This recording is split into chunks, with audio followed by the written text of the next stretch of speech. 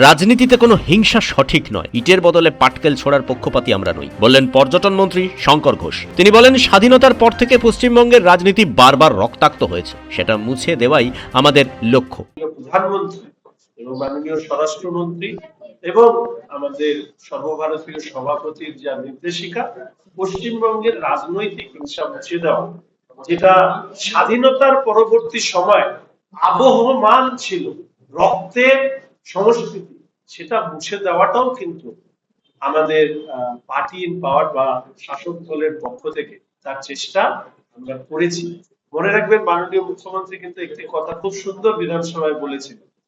তিনি বলেছিলেন, এমন কোন মানুষ যিনি রাজনৈতিক হিংসায় শিকার হয়েছেন, যার হওয়ার কথা নয়, এরকম নাম থাকলে আপনি দিন, আমরা বাড়ি পৌঁছে দিয়ে আসবো। শুধু যারা 2021-এ রাজনৈতিক হিংসা সংগঠিত করেছেন তাদেরকে ব্যতি রেখে, এর থেকে কোনো বড় স্টেটমেন্ট হতে পারে শাসক দলের পক্ষ থেকে? এবার যারা এই ধরনের কাজ করেছে তাদেরকে আইন, তাদের যা বিচার বা তার যা শাস্তি প্রাপ্য বিএনএস এর আওতায়, সেটাই তারা। উত্তরবঙ্গের জন্য হচ্ছে বিশেষ সংকল্পপত্র। গত 5 বছরে উত্তরের মানুষের যে সমস্যা তুলে ধরেছিলেন তারা, উত্তরের বিধায়করা তা নিয়ে সংকল্পপত্র তৈরি করেছেন। কিন্তু পশ্চিমবঙ্গের উত্তর প্রান্তের একজন বিধায়ক হিসাবে গত 5 বছর অর্থাৎ 21 থেকে 26 নির্বাচনের আগে অবধি যা যা ভাবনা, চাহিদা, উত্তরের মানুষের প্রত্যাশা তুলে ধরবার চেষ্টা করেছিলাম, বিধানসভার ভেতরে, বিধানসভার বাইরে উত্তরের বিধায়করা, জনপ্রতিনিধিরা তাই সংকলিত হয়েছে সংকল্প পত্রে। Now this is the right time to execute all the documented aspiration of North Bengal. AIIMS হোক, IIT হোক,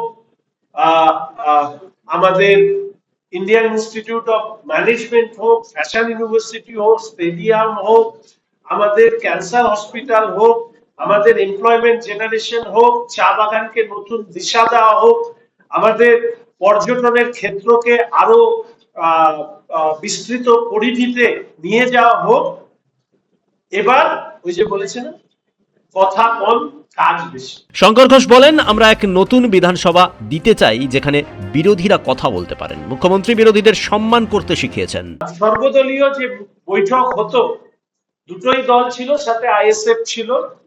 ভারতীয় জনতা পার্টি নীতিগত কারণে তারা সর্বদলীয় বৈঠক এবং বিএ কমিটির বৈঠক আমরা বহিষ্কার করেছিলাম।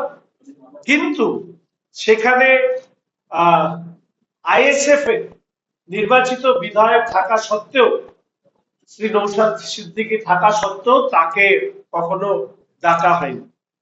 18th লেজিসলেটিভ অ্যাসেম্বলির প্রথম সর্বদলীয় বৈঠকে প্রত্যেকটি রাজনৈতিক দলের সদস্যরা উপস্থিত ছিলেন।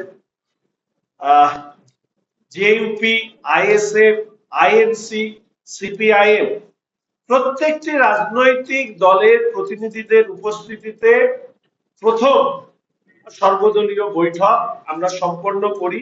সেখানে প্রত্যেকটি রাজনৈতিক দলের নেতৃত্বের বক্তব্য সেখানে শোনা হয় মাননীয় স্পিকার সাহেবের উপস্থিতিতে।